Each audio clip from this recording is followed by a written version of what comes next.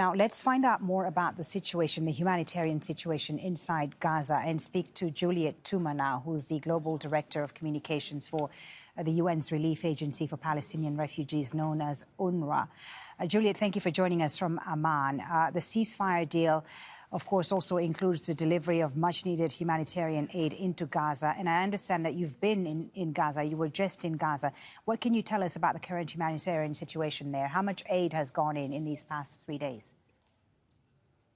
Yes, thank you very much. Over the past few days, during this temporary humanitarian pause, there has been an increase in the number of trucks and assistance coming in, including to the north of the Gaza Strip for the first time since the war began. So that's obviously welcome. Now, all eyes are on what's going to happen when the pause is due to come to an end. And so we do hope that the pause is extended.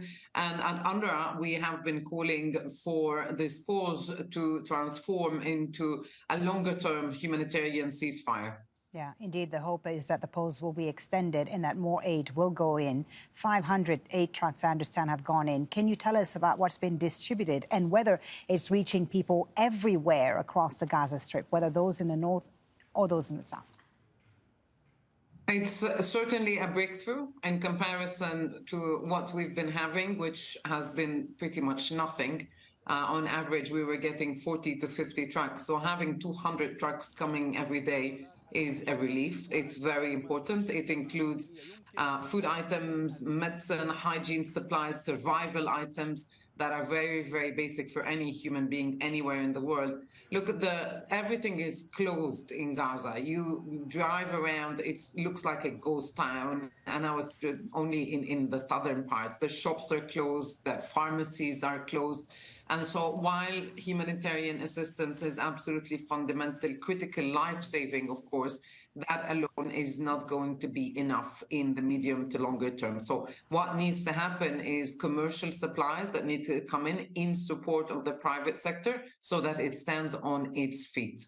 And as we've been seeing, it's raining in Doha. Winter is just around the corner, and conditions for people are, of course, extremely difficult because they're living in makeshift shelters and so on. What else is needed right now as winter begins to set in? Everything is needed. These are people who have lost everything and they need everything. In the shelter where we visited, home to more than 30,000 people, used to be one of our vocational training center at UNRWA, of course, no longer. Now it's this huge shelter. People are literally on top of each other. They continue to come in, new people come in. There is very little water. They have barely one meal a day.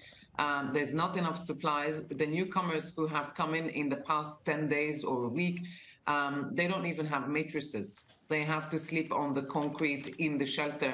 I mean, there was this one man that we met, and he uses his shoes as a cushion. So we're talking about the basics, the basic items for any human anywhere in the world. Juliette, thank you for talking to us. Juliette Touma from UNRWA joining us there from Amman.